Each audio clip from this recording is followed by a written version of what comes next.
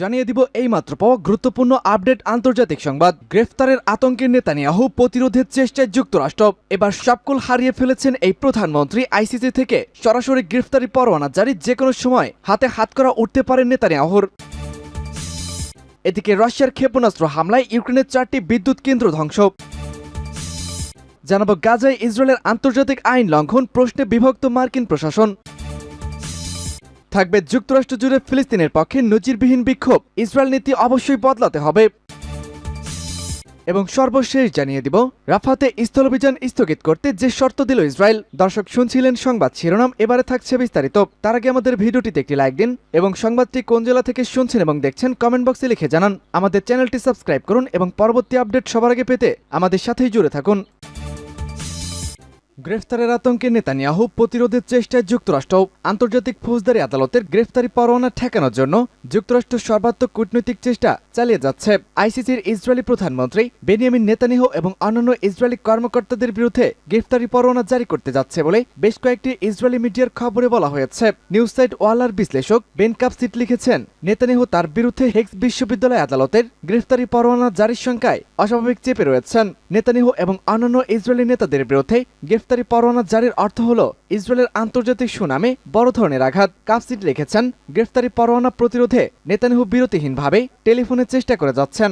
বিশেষ করে মার্কিন প্রেসিডেন্ট জো বাইডেন প্রশাসনের সাথে তিনি সর্বক্ষণ যোগাযোগ রাখছেন। হারেৎসের বিশ্লেষক এমনুস হারেল লিখেছেন, ইসরায়েলি সরকার এই ধারণা নিয়ে কাজ করছেন যে আইসিসির প্রসিকিউটর করির খান চলতি সপ্তাহে নেতানিয়াহুর প্রতিরক্ষামন্ত্রী ইয়েভ গ্যালন্ট এবং আইডিএফ প্রধানের বিরুদ্ধে গ্রেফতারি পরোয়ানা জারি করতে পারেন। হারেল জানিয়েছেন, যুক্তরাষ্ট্র ইতিমধ্যে গ্রেফতারি পরোয়ানা ঠেকানোর জন্য নিয়োজিত রয়েছে। উল্লেখ্য, ইসরায়েলের মতো যুক্তরাষ্ট্র আইসিসি রোম চুক্তিতে সই করেনি। উল্লেখ্য, 124টি দেশ এই চুক্তিতে সই করেছে। যুদ্ধের ব্যাপারে নেতানিয়াহু সর্বশেষ সরকারি বিবৃতিতে দাবি করেছেন যে আইসিসির আসন্ন সিদ্ধান্ত বিপজ্জনক নজির সৃষ্টি করতে পারে। তিনি শুক্রবার বলেছেন, আমরা নিজেদের রক্ষা করা থেকে কখনোই বিরত থাকব না। হেগ আদালতের সিদ্ধান্ত ইসরায়েলি পদক্ষেপের উপর কোনো প্রভাবই ফেলবে না। সূত্র টাইমস অব ইসরায়েল। রাশিয়ার ক্ষেপণাস্ত্র হামলায় ইউক্রেনের 4টি বিদ্যুৎ কেন্দ্র ধ্বংস। গত শুক্রবার রাত থেকে শনিবার ভোররাত পর্যন্ত রাশিয়ান বিমান বাহিনী স্থল ও সমুদ্র থেকে ইউক্রেনের দিকে 34টি ক্ষেপণাস্ত্র নিক্ষেপ করেছে। এতে ইউক্রেনের কমপক্ষে 4টি তাপবিদ্যুৎ কেন্দ্র গুরুতর ক্ষতির সম্মুখীন হয় এবং বেশ কয়েকজন প্রযুক্তিবিদ আহত হয়েছেন। শনিবার ইউক্রেনের বিমান বাহিনীর কমান্ডার মিকালো ওলেশুক সামাজিক তথ্য মাধ্যমে এই কথা বলেছেন। তিনি বলেন, রুশ বাহিনীর ক্ষেপণাস্ত্রগুলির মধ্যে ছিল ড্যাগার হাইপারসোনিক মিসাইল, ইস্কান্দারকে ক্রুজ মিসাইল এবং ক্যালিবার ক্রুজ মিসাইল। ইউক্রেনের জঙ্গি বিমান প্রতিরক্ষা ক্ষেপণাস্ত্র ব্যবস্থা, মোবাইল এন্টি এয়ারক্রাফট ফায়ার এবং প্রতিরক্ষা বাহিনীর বিদ্যুতায়ন যুদ্ধের অস্ত্রসহ মোট 21টি ক্ষেপণাস্ত্র প্রতিহত করেছে। ইউক্রেনের বৃহত্তম ব্যক্তি মালিকানাধীন জ্বালানি প্রতিষ্ঠান ডিআইকে জানায়, কোম্পানির অধীনে 4টি তাপবিদ্যুৎ কেন্দ্র ক্ষেপণাস্ত্রের আঘাতে গুরুতর ক্ষতির সম্মুখীন হয়েছে। গাজায় ইসরায়েলের আন্তর্জাতিক আইন লঙ্ঘন প্রশ্নে বিভক্ত মার্কিন প্রশাসন। ফিলিস্তিনের অবরুদ্ধ গাজা উপত্যকায় ইসরায়েলি বাহিনী বিগত 6 মাসেরও বেশি সময় ফিলিস্তিনের স্বাধীনতাকামী গোষ্ঠী হামাসের বিরুদ্ধে যুদ্ধ করছে। এ যুদ্ধে যুক্তরাষ্ট্রের দেওয়া অস্ত্র আন্তর্জাতিক আইন মেনে ইসরায়েল ব্যবহার করছে কিনা, অর্থাৎ ইসরায়েল সেখানে আন্তর্জাতিক আইন লঙ্ঘন করছে কিনা তা নিয়ে বিভক্ত হয়ে পড়েছে মার্কিন প্রশাসন। ইসরায়েল বলছে তারা আন্তর্জাতিক আইন মেনেই গাজায় মার্কিন অস্ত্র ব্যবহার করছে। তবে কিছু মার্কিন কর্মকর্তা আমেরিকার পররাষ্ট্রমন্ত্রী অ্যান্টনি ব্লিংকেনকে জানিয়েছেন, ইসরায়েল এই প্রতিশ্রুতির পক্ষে তার বিশ্বাসযোগ্য কোনো প্রমাণ দেয়নি। এ সংক্রান্ত মার্কিন পররাষ্ট্র মন্ত্রণালয়ের একটি অভ্যন্তরীণ বার্তা সংস্থা রয়টার্সের হস্তগত হয়েছে। গত ফেব্রুয়ারিতে জো বাইডেন একটি জাতীয় নিরাপত্তা স্মারক জারি করেছেন। সেখানে বলা হয়, গাজায় যুক্তরাষ্ট্রের সরবরাহ করা অস্ত্র আন্তর্জাতিক আইন মেনেই ইসরায়েল ব্যবহার করছে কিনা তা নিয়ে ব্লিংকেনকে অবশ্যই 4 মে এরই মধ্যে কংগ্রেসের প্রতিবেদন জমা দিতে হবে। 24 মার্চের মধ্যে মার্কিন পররাষ্ট্র মন্ত্রণালয়ের 7টি ব্যুরোতাদের মতামতের মেমো ব্লিংকেনকে পাঠান। একজন মার্কিন কর্মকর্তা বলেন, কিছু মতামত ইসরায়েলের পক্ষে গেছে, আবার কিছু ইসরায়েলের বিরুদ্ধেও গেছে, আবার কেউ কোনো পক্ষই নেয়নি। মার্কিন পররাষ্ট্র মন্ত্রণালয়ের democracy, human rights and labour, population refugees and migration, global criminal justice and international organisation affairs Gaza যুদ্ধে ইসরায়েলের আন্তর্জাতিক আইন লঙ্ঘন নিয়ে উদ্বেগ প্রকাশ করেছে। এই 4টি ব্যুরো জানায়, ইসরায়েলের পক্ষ থেকে তারা আন্তর্জাতিক আইন লঙ্ঘন না করার বিশ্বাসযোগ্যতা প্রমাণ পায়নি।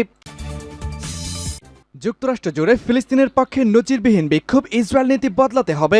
এর আগে এরকম বিক্ষোভ দেখেনি মার্কিন যুক্তরাষ্ট্রের মানুষ। বাইরের একটি ইস্যুকে নিয়ে উত্তাল মার্কিন যুক্তরাষ্ট্রের বিশ্ববিদ্যালয়গুলো, ধর্মবর্ণ সব ভুলে শিক্ষার্থীরা এবার এক কাতারে জড়ো হয়েছে। প্রতিদিন হাজার হাজার শিক্ষার্থী বিক্ষোভ করেছেন। তাদের দাবি একটাই, মার্কিন যুক্তরাষ্ট্রের ইসরায়েল নীতি ইতিমধ্যেই বদলাতে হবে। যত দ্রুত একটি উদ্বেগ নেওয়া যায় ততই ভালো, না হলে বিক্ষোভ আরও বেড়ে যাবে। এদিকে সূত্র বলছে, বিক্ষোভের কারণে বদলে যেতে পারে মার্কিন যুক্তরাষ্ট্রের ইসরায়েল নীতি। জানা যায়, মার্কিন যুক্তরাষ্ট্রের বিভিন্ন বিশ্ববিদ্যালয় এখন ফিলিস্তিনের পক্ষে এবং ইসরায়েল বিরোধী বিক্ষোভে উত্তাল। ইসরায়েলের সঙ্গে সম্পর্কিত কোম্পানি এবং ব্যক্তিদের বয়কট করার আহ্বান জানাচ্ছেন দেশটির সবচেয়ে নামজাদা বিশ্ববিদ্যালয়গুলোর শিক্ষার্থীরা। শিক্ষকরাও সমর্থন দিচ্ছেন। দাবি আদায়ে অনড় শিক্ষার্থীরা অস্থায়ী তাঁবু বসিয়ে বিশ্ববিদ্যালয়গুলো অচল করে দিচ্ছেন।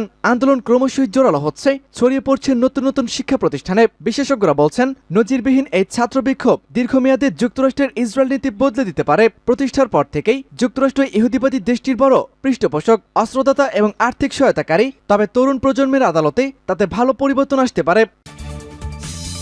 রাফাতে স্থলাভিযান স্থগিত করতে যে শর্ত দিল ইসরায়েল। হামাসের সঙ্গে যুদ্ধবিরতির চুক্তিতে পৌঁছালে ইসরায়েল বাহিনী গাজার দক্ষিণাঞ্চলীয় শহর রাফাতে স্থলাভিযান বন্ধ করবে। শনিবার ইসরায়েলি পররাষ্ট্রমন্ত্রী ইসরায়েল কাটজ এই কথা বলেছেন। দেশটির 12তম টেলিভিশনে দেওয়া এক সাক্ষাৎকারে তিনি বলেন, গাজায় আটক ইসরায়েলি বন্দীদের মুক্ত করা বর্তমানের প্রধান কাজ। এর আগে টেলিভিশনের খবর অনুযায়ী শুক্রবার মিশরের প্রতিনিধি দল ইসরায়েলের সঙ্গে বৈঠক করেছে। ইসরায়েল মিশরের মাধ্যমে হামাসের কাছে যুদ্ধবিরতি সংক্রান্ত দাবি জানিয়েছেন। শনিবার ভোরে হামাসের প্রকাশিত এক বিবৃতিতে গাজা এলাকায় যুদ্ধবিরতির বিষয়টি আলোচনা করা হয়েছে।